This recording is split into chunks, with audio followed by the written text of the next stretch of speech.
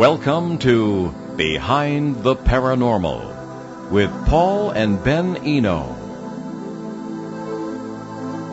When aliens finally arrive on Earth, if they haven't already, will they be naughty or nice? Why would they treat us as equals at all? Are we being naive about the whole matter? Hello and welcome to the 95th edition of Behind the Paranormal with Paul and Ben Eno, coming to you from WOON, AM and FM radio here in Woonsocket, Rhode Island, on the Paranormal Radio app from TalkStream Live, on YouTube and via TuneIn.com.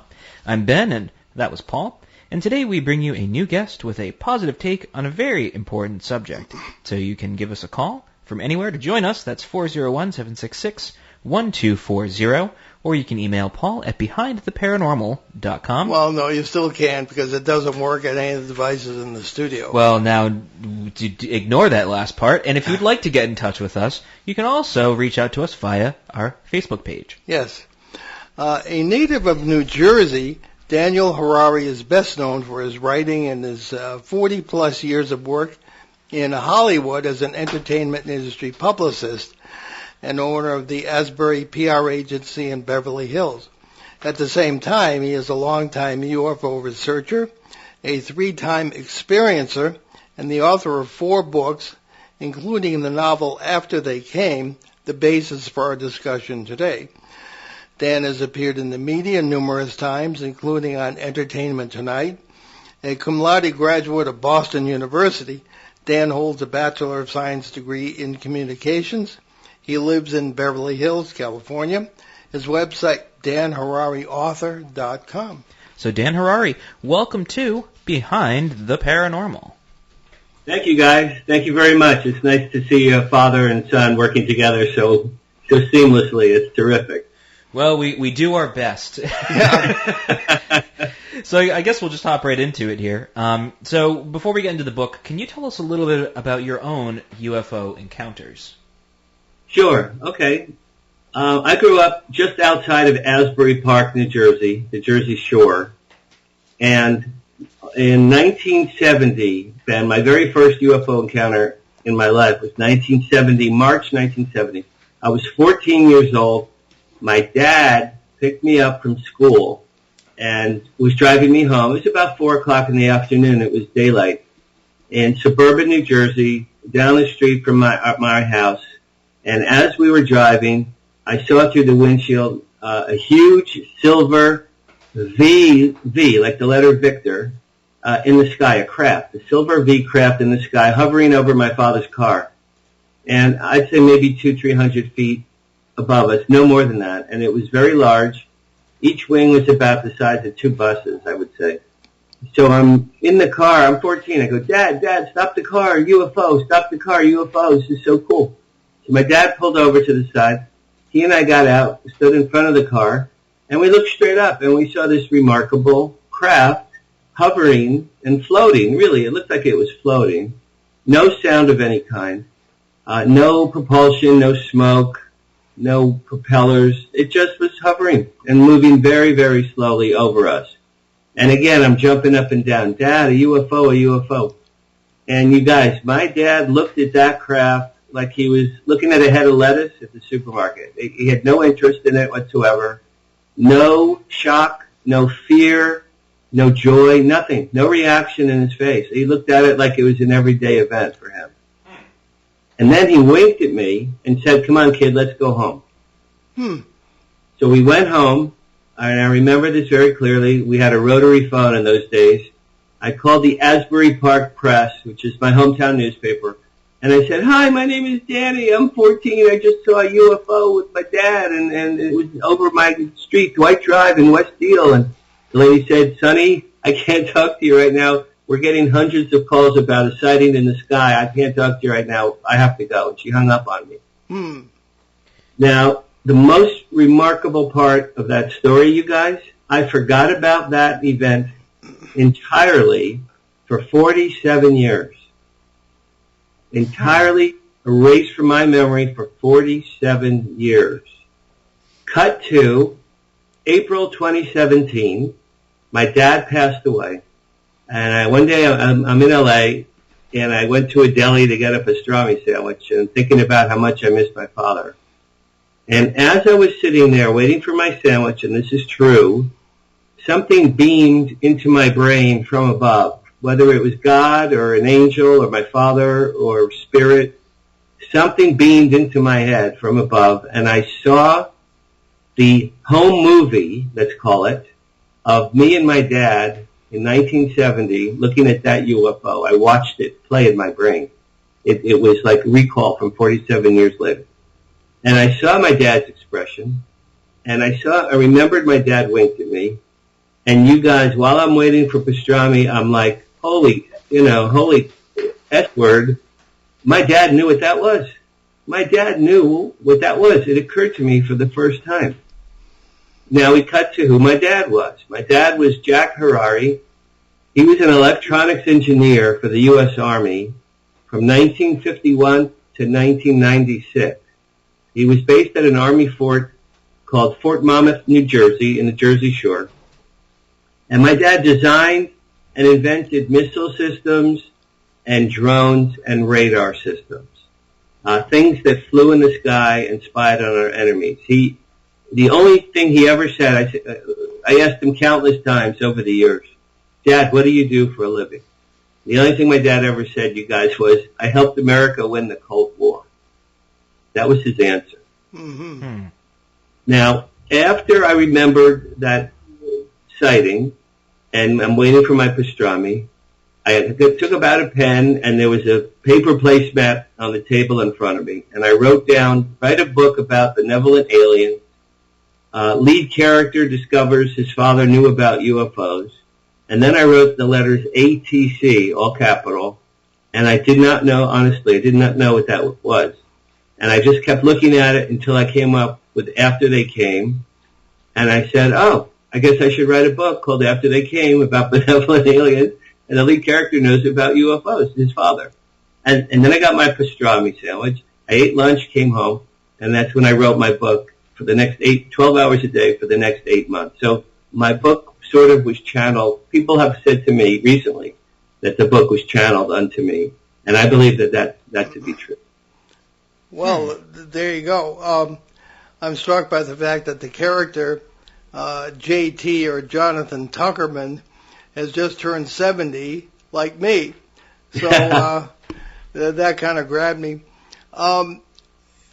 Without giving too much away, we can talk about the book, because you want people to buy it and read it.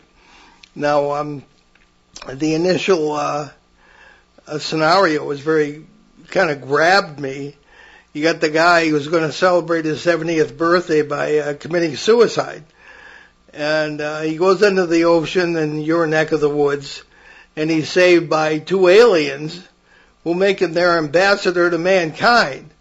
So if you want to talk more about that and why you think aliens of this, at least, would be so benign, you already talked about some of that. Go ahead. Okay, so again, my dad just passed.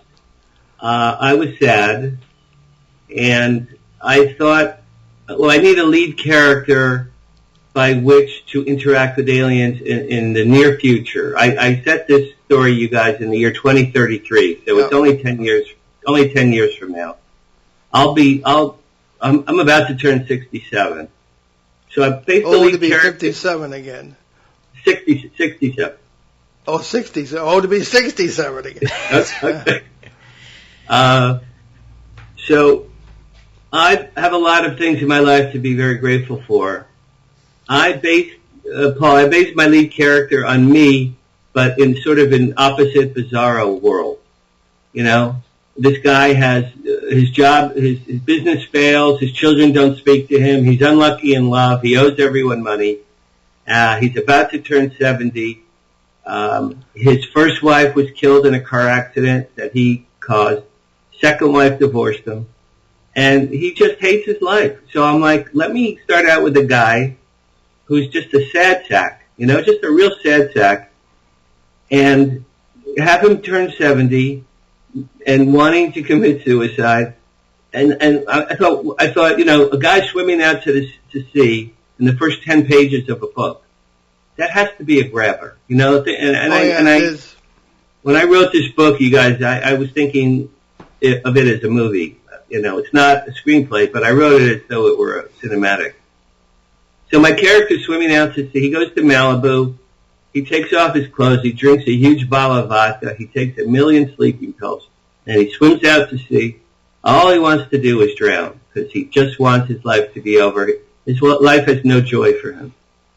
As he's drowning, Paul, as you said, as he's drowning, a huge, beautiful, gorgeous, diamond-shaped UFO, the biggest one the world's ever seen, comes out of the Pacific Ocean, right above him, beams him on board, saves his life, and then this craft slowly hovers over all of Los Angeles, from Malibu, if you know LA, from Malibu to Santa Monica, West LA, Mid-Wilshire, Koreatown, and it hovers all the way over to Dodger Stadium. By the time it gets to Dodger Stadium, all media are there, and police, and ambulances, and military vehicles, and fire trucks, because this craft is so obviously not man-made. It's just the biggest UFO, and it's a mass sighting across all of LA. So by the time the craft gets to Dodger Stadium, it's greeted by dozens and dozens of people. The craft stops at Dodger Stadium. Above it, beams down two magnificent, tall, very tall, white Nordic aliens. I have them coming from Pleiades. One is 7 feet tall, one is 6 feet tall, man and woman, long white hair, blue eyes, pale skin, shimmery robes. And they communicate telepathically. And they say, people of Earth, don't be alarmed, don't be afraid, we're here to help you, we're here to save mankind from your insurmountable problems. We love you. We have been coming here for tens of thousands of years. We've helped to advance your civilization. And we want to help you, but there's one caveat. And then when they say that, they beam down Jonathan Tuckerman, the guy that was drowning. They beam him down, and he's hovering above second base. And he's naked. And he's flopping around like a fish. He has no idea what's happening. And they say, we have a relationship with this guy. He is going to be your ambassador, our ambassador to mankind. Bring your problems to him. We will work only through him to help you. We have amazing technologies that you know nothing about. So this is our conduit. Be kind and gentle and treat this man with respect. They lower him to second base, and then the two beautiful aliens get back on their ship, and the ship vanishes. It takes off and dips. So now all the media and police and firemen and military guns, they all come up to Jonathan. He's naked on second base. He's looking up. He's like, what? Huh? What? And so they take him. The next thing they do is take him to the White House to meet the president, which would probably be what would happen in real life. Now, I wrote the first draft of this book in 2017. At that time, there was a rumor that Oprah Winfrey might run for president. So I was thinking, wouldn't that be cool if this guy meets the president in 2033, and it was Oprah Winfrey? So that would be very interesting. I based it's not Oprah Winfrey. Her name is Tamika Winfield. She's right. An African-American woman. It's close enough to get the inference. And he meets her. Jonathan is taken by the military, meets the president, and she goes, Mr. Tuckerman, you were just saved by two unbelievable aliens in the biggest UFO in history. We know aliens are real now. Why did they save you? Who are you? What the heck's happening? And he goes, Madam President, I don't have the slightest idea what's happening. All I wanted to do was die on my birthday. I hate my life. And my goal was to be dead right now. And he goes, instead, I just got saved by aliens, and I'm with the President of the United States. He goes, I have no idea what's happening. Long story short, the President then sets him up at the UN and reunites him with his estranged adult children. And they form something called Team Tuckerman, and Team Tuckerman is charged with identifying the major problems on the planet Earth in the year 2033. So they get a big whiteboard and they just write down the biggest problems they could possibly think of. Then what happens is once a month for the next calendar year, this craft comes to beam Jonathan up on the craft above the UN building, and once a month they say, Mr. Tuckerman, what can we do for mankind this month? And he starts out, he goes, well, why don't we get rid of the nuclear weapons? I think that would be a good start. And they go, wonderful. That's terrific. We will only interfere with people if you tell us what you want to do. We weren't here to interfere unless we were given direction. So he goes, get rid of nuclear weapons. And while you're at it, if you can get rid of biological weapons too, that would be nice. Okay, that's fine. A week later, every nuclear and biological weapon on the Earth has been melted, destroyed, or blown up by their laser beams. And Jonathan is now a hero. He's a global hero. The New York Times has the biggest headline ever in my book. It says, no nukes, ! No nukes. Which those of us remember the 70s, there was a lot of no nukes protests. Oh, yeah. Paul, you might remember there was a rock concert at Madison Square Garden, the no nukes concert. Yep. So that's the first month. And after the first month, this guy, Jonathan, is now very famous and a hero, and people are coming to him at the UN and thanking him and praising him. And he's like, what did I do? What did I do? Okay, so the next calendar year, they solve famine. They provide clean water to those who need it. The aliens have an abundance of gold on their planet. They gift the world with billions of dollars in gold so every country can take care of its homeless and build new homeless shelters. They cure every physical disease. They cure every mental disease. They provide some products. I invented 2 products. One product is a dream machine. They gift this to Jonathan as a personal gift. It's a machine by which you sleep at night and record your dreams as you're sleeping, and then the next morning you can actually watch your dreams play back. And that's something I invented in the 8th grade. You guys, I wrote a story in 8th grade called The Dream Machine. My teacher wrote A++, best short story I've ever read. So I've had that in my head for many decades. I'm like, I'm going to have the aliens give this guy a dream machine. So that's something they give. And they do all these other wonderful things. The final thing they do is reverse climate change. Oh, they also provide free energy, a device by which human beings have free energy. So no more oil, gas, nuclear energy, or lithium batteries. We don't need any of those things, because now we have free energy. And then they reverse climate change. They fix the ozone layer. They refrost the poles. They change the ocean temperature so it's the correct temperature. And they protect the trees in the Brazilian rainforest so they can no longer be cut down. So at the end of the calendar year, this guy, Jonathan Tuckerman, wins the Nobel Peace Prize. That's the first, and Paul, I know you read the book. So the first third of the book, this poor schlub on page 1 is drowning himself because he hates his life and he's miserable. 1 year later, at the end of the first third of the book, he wins the Nobel Peace Prize. His best friend's the President of the United States. He's reunited with his children. He meets this woman doctor, and they fall madly in love. And he gets the Nobel Prize. He's the most famous man in the world. And he gives a speech in Norway at a stadium. And he says, I can't believe I'm here. I don't know why they chose me. I'm so grateful for all the people that have helped me do these unbelievable miracles this past year. And he starts crying, and he reaches out to his late father. He goes, Dad, this is for you. And to my mother, who's on her deathbed, Mom, I love you. And that's how the first third ends. And when my mother read that part, she called me. She's still alive. God bless her. She goes, Daddy, I just read the third of your book. I'm crying. I said, okay, Mom, that's cool.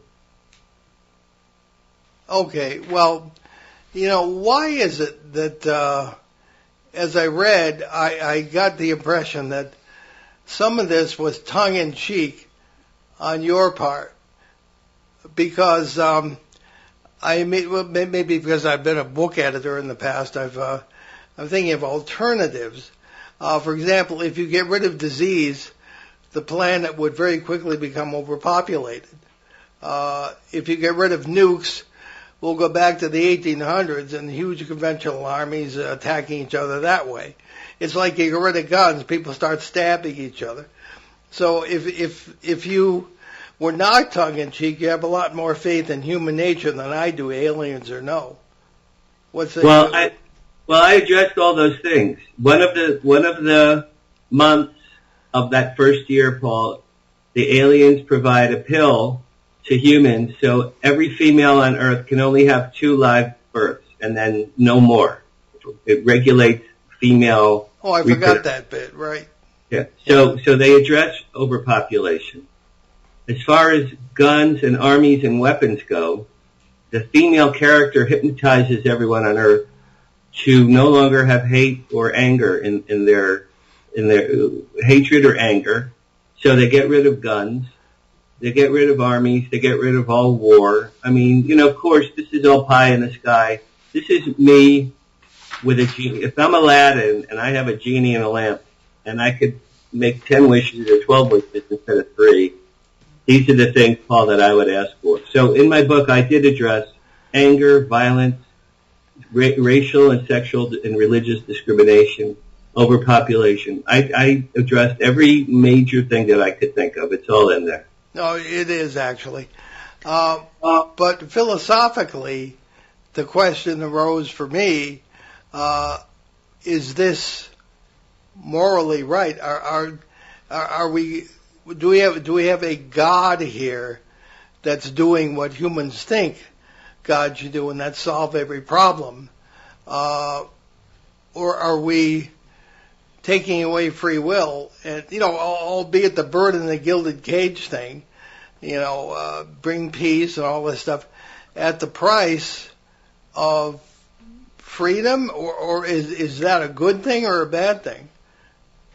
Well, that's true. I mean, I'm the author of a book. So as the author of this book, I played God. I'm like, well, if I had godlike powers on the earth in modern times, working through these 2 aliens, there's no limit. I gave these aliens unlimited powers. So I played God. Yeah. Now, Richard Dolan read this book. He loved some of it, and then Paul, the stuff that you hated, that you didn't like about free will. Richard Dolan was so angry. That's Richard all over, yeah. He called me yelling and screaming at me for about an hour. How much he loved the first half of some of the book. He loved, said it was incredible, and then he hated when I took away free will. But you know what? Look at the world today. There are wars. There's unbelievable political discord. We're polluting our skies. We're ruining the environment. Yesterday, a gunman killed 9 people in Texas. Yep. Mm. Okay, so we're not doing all that great with our free will, really. No, I see your point. Right? Our world is pretty screwed up. If aliens could come and okay, so let's say they give us all Soma. I think that's from Brave New World, the drug Soma. And we're all peaceful and calm. What's wrong with that?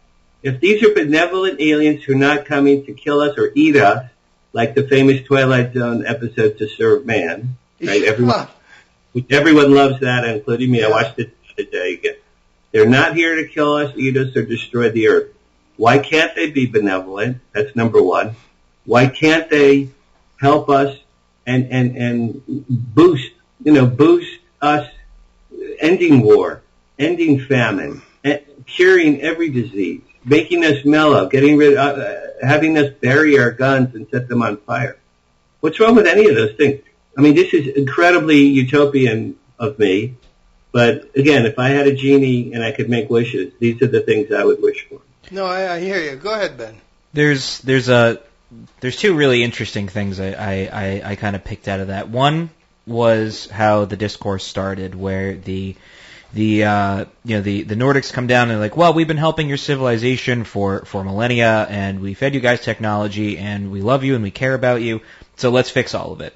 So the irony is, the grand irony, is that all this kind of started because they were giving us the technology. Is that correct?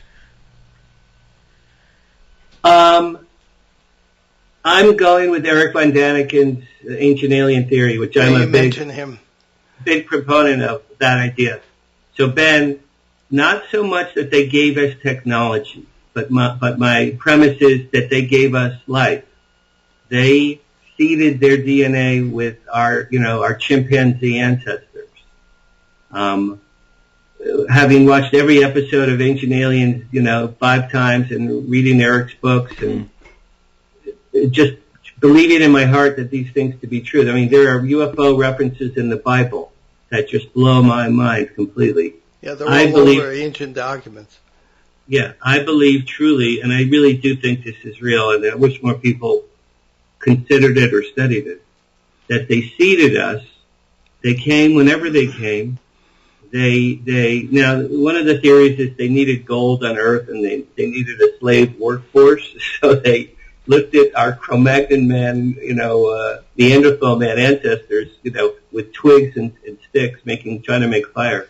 And they said, we could probably boost these guys. We could probably make these a better, more pliable race for us to dig for gold. So that's one of the theories, is they crafted us, dig gold for them. So I'm not saying that they gave us technology. I'm saying that they gave us genius brains. Do you guys know about the Great Brain Event of the University of Chicago? Oh, yeah. One of the Ancient Aliens episodes, and this one blows me away. 50,000 years ago, according to the University of Chicago, mankind had a great brain event. What that means is, from our ancestors to modern Homo sapiens, in the course of a very short period of time, 50,000 years ago, our brains became highly developed very, very quickly, far faster than normal evolution would have happened. And to me, I'm like, well, that's when they came. That's when they seeded us, helped us, boosted us, and made us who we are now. We're so different than any other planet or animal or insect or fish on this planet. We're so different from anything else.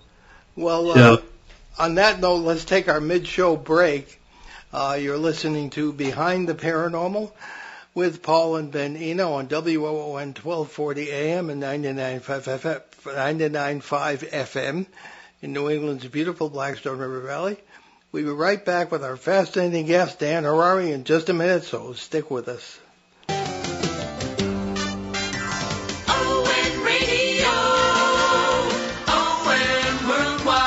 Hi, this is Joe Callahan, your maitre d' inside the Tiki Bar, heard Monday nights at 6 on ON Radio. It's 1 full hour of Jimmy Buffett music. The Tiki Bar is brought to you by Attorney Bob Lauder, the Carew Investment Group, Pep and Lumber, and Family Discount Furniture. ON Radio, ON Worldwide. You can depend on us for public service. ON Radio. And we're back Behind the Paranormal with Paul and Ben Eno and Dan Harary today. Dan, one of the things in the book I noticed right off was that JT discovers that he has an implant. And he has apparently been prepared for this all his life by these aliens who, as you say, the ancient alien scenarios are pretty fascinating. If you read any of the ancient documents, the Atrahasis of the Akkadians, the various documents of the Sumerians, let alone Genesis, especially in the original languages, then this really does jump right out at you, So, this has been planned for millennia, according to Van Daniken and you. I met Eric at AlienCon in March. Yeah. And I gifted him my book. And I said, Eric, I wrote this book. I signed it for you. I said, thank you so much for what you've done for all of us. And he held it in his hand, you guys, and he goes, after they came, I haven't read this one yet. And I said, Eric, it just came out 3 days ago. He goes, oh, okay, I'll read it. And then he handed it to his assistant. To get back to the implant, which is a great question, and you're the first person that asked me that. I had to introduce the fact that the aliens were involved with JT from his inception. How do you do that? His parents. Now again, I wrote this book right after my dad died. I dedicate the book to my dad. In the second third of the book, the middle third of the book, people ask Jonathan, you've done all these amazing things. You've helped mankind. You've won the Nobel Peace Prize. They all say to him, including the president, why you? Why you? Why did these amazing aliens pick you? He goes, I don't have the slightest idea. They go, don't you think it's time you asked? And he goes, yeah, you're right. So the next time he gets on board after the Nobel Prize, he says, you know what, you guys, thank you for all you've done for everything and everyone. Why did you pick me? And Jorthon, the male alien, gives him a device, and he goes, watch this. You'd call this home movies. Watch this, and then we'll discuss. So he watches home movies of his parents, JT's parents, from 1963, and he finds out that his dad was a scientist working with the military on radar, on missiles and drones. And one day he's watching his dad in 1963 at Edwards Air Force Base testing a missile launch. And the missile collides with a little UFO, and the UFO crashes, and then revealed only to his dad, the scientist, on his way home. The dad scientist is driving his car, sees the crashed UFO, and sees that there's a small alien being inside. So he approaches the being, and he says, do you need help? And the being says, I'm hurt. And he saves the life of this being, brings it to his motel where he's staying. This is Edwards Air Force Base. And there at the hotel is his wife, who was the lead character's mother. And the two of them, man and woman, husband and wife, nurse this alien back to health. This little childlike alien, they nurse him back to health. As a gift to the people that just saved his life, the alien implants the implant into Jonathan's fetus. Jonathan had just been conceived by his parents. They had just made love. So the alien shoots somehow through the belly of the mom. The implant goes into the fetus. And the alien says to them, your son will be our chosen one. That's how I acknowledge. Oh, and then later in the book, the lead character, Jonathan, in present day. So when he's watching the home movie, he realizes that his dad was a UFO researcher and a scientist and saved the life of an alien. And at the end, when he's done with the movie, he says, wow, my dad knew about aliens and UFOs, and he never told me. He never said a word. Well, that's a direct tip of my hat to my father, because my father never said a word to me either. Hmm. Well, so Jorthon the alien could just as well have been called Gabriel. Sure. Or Michael. Yeah. One of the things that struck me was, and you mentioned this, was they tell him not to be afraid. Virtually every appearance by an angel or whatever in the ancient scriptures of all religions is they say, don't be afraid. Was that deliberate on your part, or? I wanted to set up very, very early on that these aliens in my book were benevolent. Yeah. And they say that at Dodger Stadium on day one because they are clearly extraterrestrial beings. Their craft is clearly not man-made.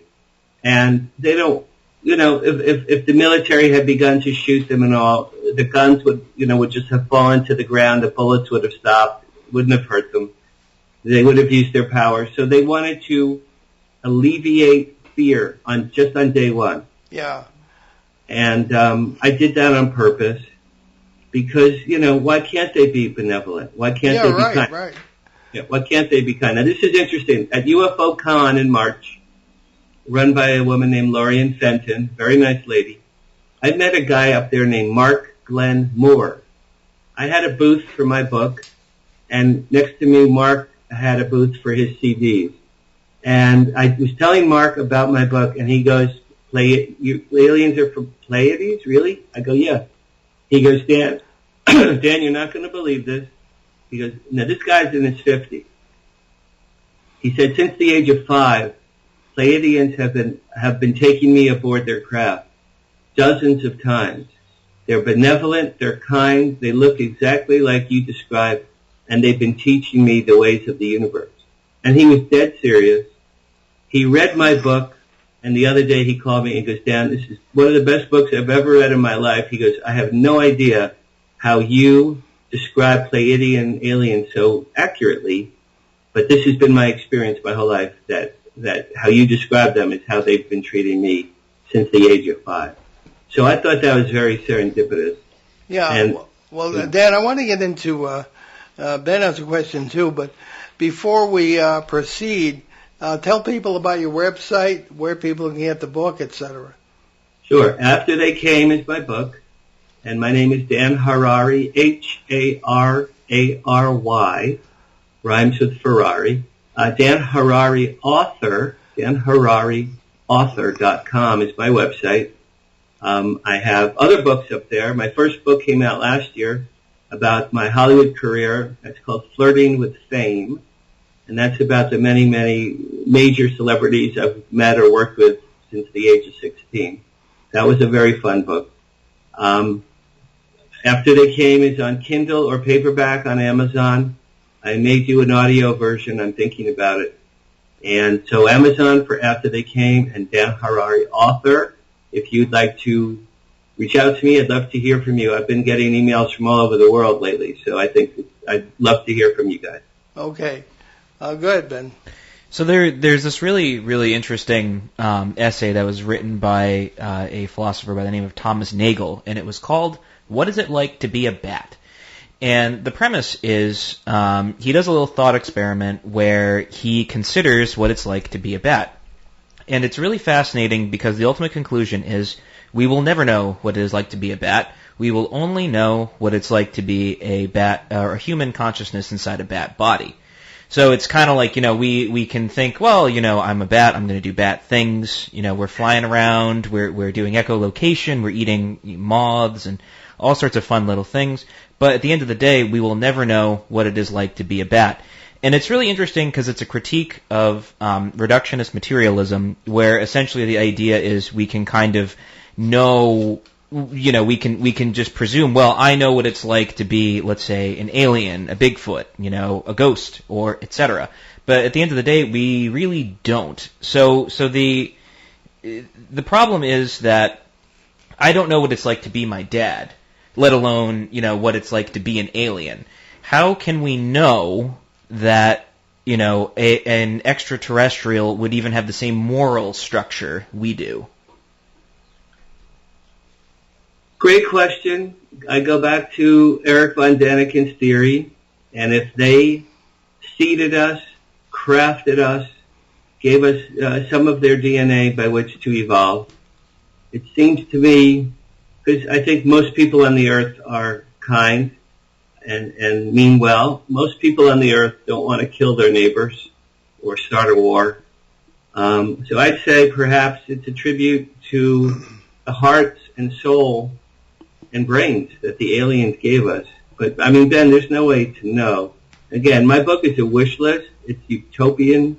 It's a genie in Aladdin's lamp. This is Dan Harary's version of a lovely, peaceful, and kind world. People have open hearts and open minds. Mm.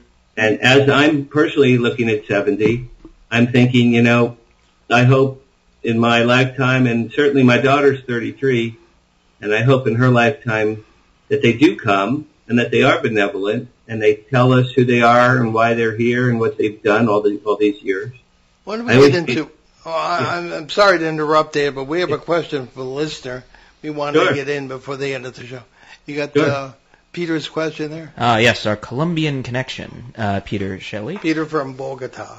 Indeed, and he writes to us, which we've discussed a little bit, but we can go a little bit more in depth if you have the ability to, Dan. Which is, can you please ask Dan what has he done to find out more about his father's aviation work, and how close was his 1970 event to an aerospace contractor? Okay, so my dad, like I said earlier, designed and helped create and produce missiles, drones, and radars. As he got older and more proficient and rose up the ranks as GS, which is government servant, he rose up to the rank of GS-13. He started as GS-5. He doled out contracts to TRW and Hughes and Lockheed and things. He visited the air manufacturing aircraft people in Southern California for decades. He used to come out to L.A. for decades. He went to Edwards and Vandenberg, Fort Bliss, and White Sands countless times to see things flying around up there that he was involved with. So I believe, so here's the thing. When I say that my dad knew what the craft was in 70 after his death, I believe now that it was a military-made craft. Now, again, my dad worked at Fort Monmouth, which was very close by to our house. I believe it was man-made military. I believe my dad knew what it was. And the big picture, I think my dad may have known about or used reversed alien technology. And I'll tell you why I say that part. After my dad died, I called my mother, still alive, and I said, Mom, did Dad ever talk about UFOs with you all the years he worked at the Army? She said no, but in 1951, when he started at Fort Monmouth, they took him down into the vaults at the fort, and they showed him something top secret. And they said, as long as you live, you can never tell anyone what you saw here today. He came home. She said he was white and shaky and pale and nervous. And she said, honey, what's wrong? And he said, I saw something today, top secret, and I can never tell you or anyone as long as I live. And my dad never did. He never revealed that information. So putting all these little tidbits together, I believe what he was shown that day, I truly believe was extraordinary. And I think it was probably extraterrestrial. And I think it was part of his electronics work for the military over the years. I think he was aware. Now think about this, you guys. Roswell was in 47. My dad had this experience in 1951. That's only 4 years later. Yeah. Not that we want you to leave here with a big head, Dan, but we have a comment from Jim right here in Woonsocket, right there at the bottom. Indeed. And Jim writes, I'm currently listening to Behind the Paranormal Show today, and that guy's story is riveting.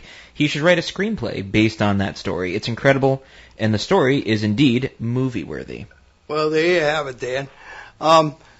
We only have a few minutes left, but you have another book about your paranormal life, and I'm fascinated by the story of your apartment haunted by your grandfather who turned into a poltergeist. And that's, in my experience, not how it works, but I could be wrong. So could you briefly tell us about that one? Sure. I like the gargoyle one, too, but we can't get to that today. I like the gargoyle one, too. Yeah. So, as I'm getting older, I'm remembering, I have a very, very good memory. And I've been remembering more events as I'm getting older, from the course of my life.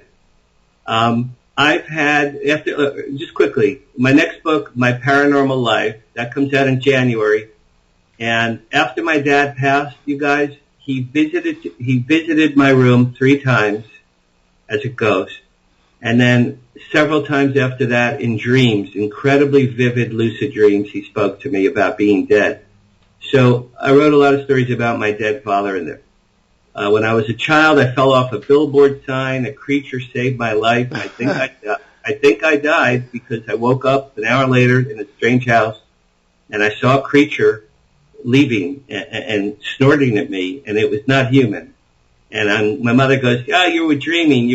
I said, no, Mom, it's my very first memory in my life. I remember it very clearly. The poltergeist story, Paul, that you asked me, I moved in with a girlfriend exactly, what's interesting, exactly 20 years ago. I moved in with a girlfriend here in Beverly Hills. We rented an apartment together. And the day we moved in, I was outside at the truck, and she was inside, and she heard Joe. She heard someone say, Joe. She turned around. No one was in the house. A couple days later, I was about to light a fire in the fireplace, and you know those long fireplace matches in a round tube? Yeah.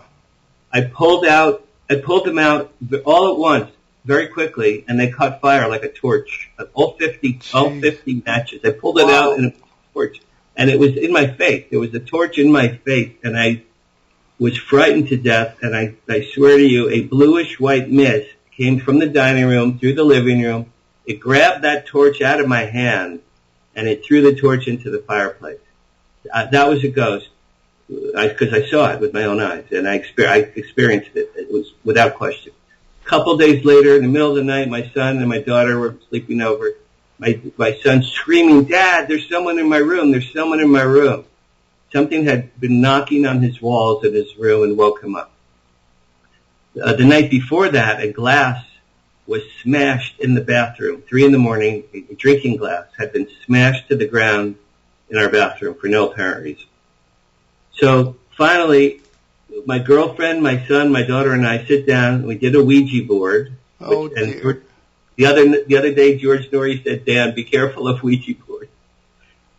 We did a Ouija board, and I said, are you a ghost? And it said, yes.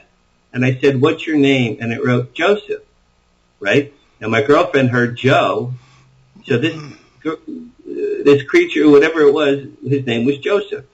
And then I said, where are you from? And you guys, this was the killer. It wrote Syria.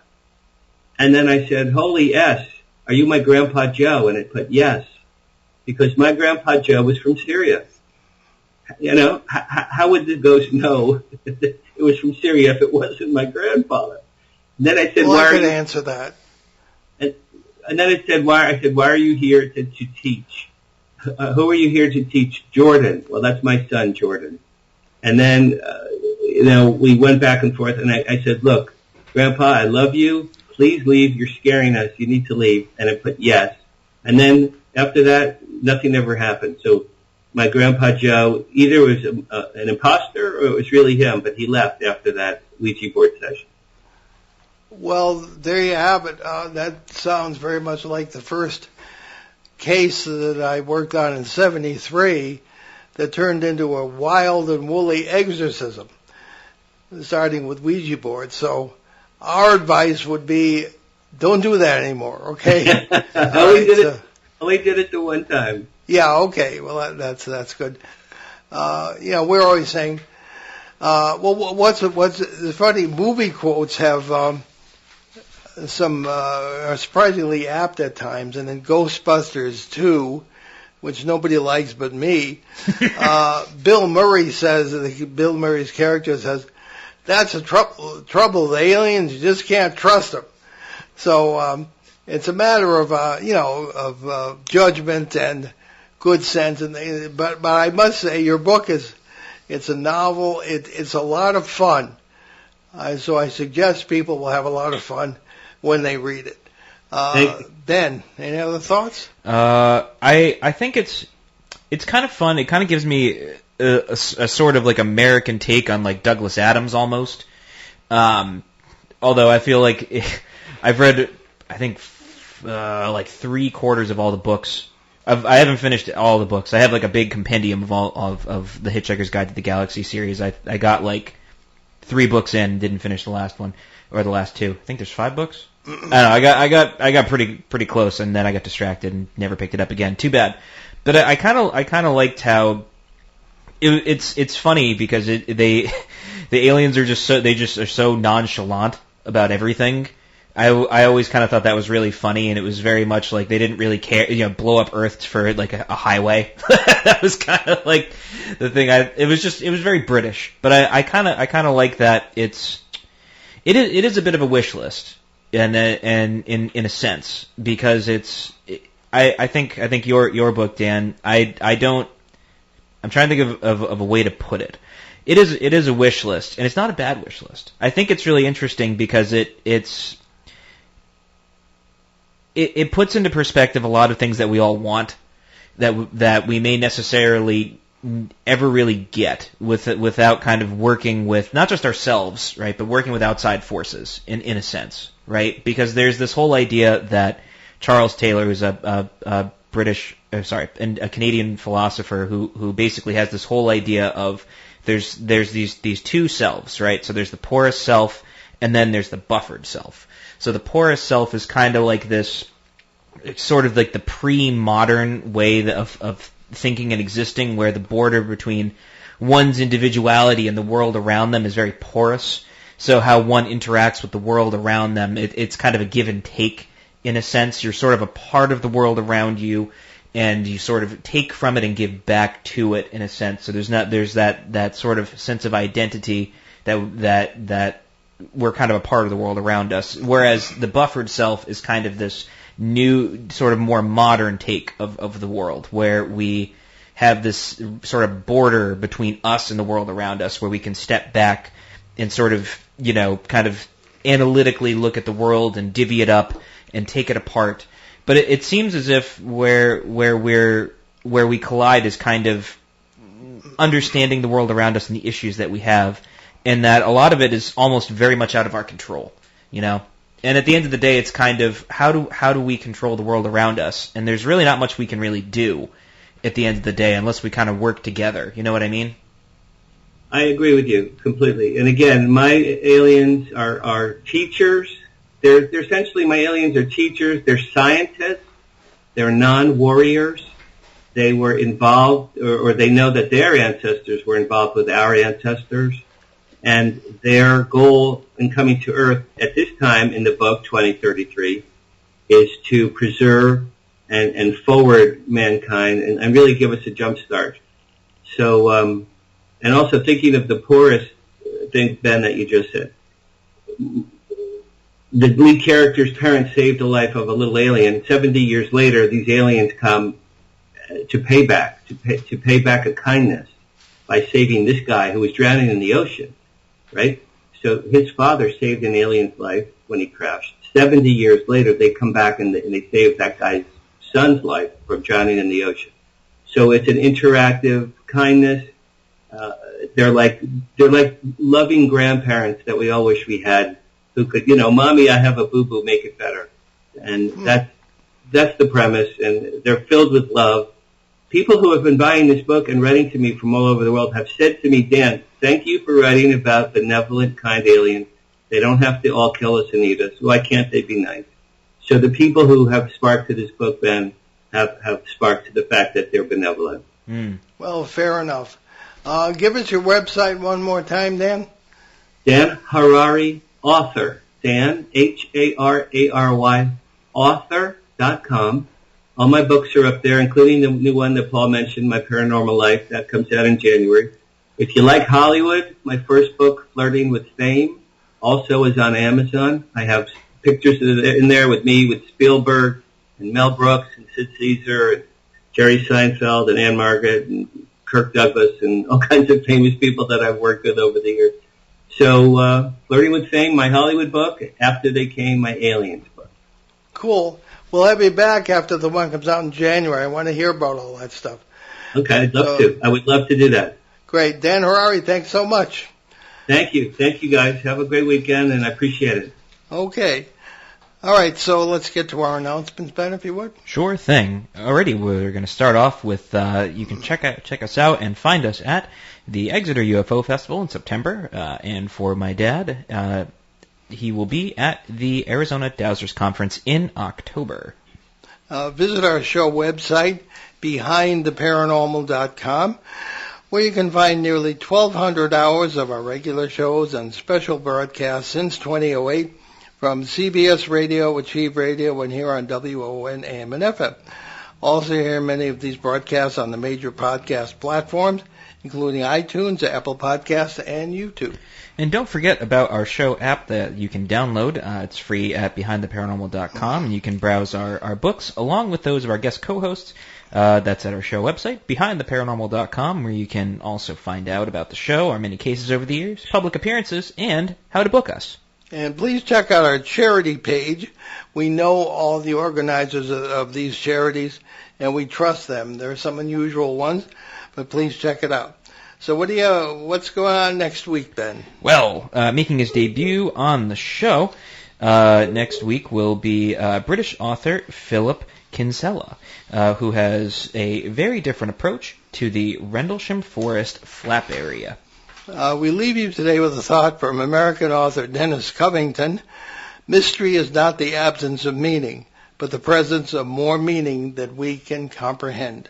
I'm Paul Eno. And I'm Ben Eno. And thanks for joining us on our great cosmic journey, and we shall see you next time on Behind the Paranormal.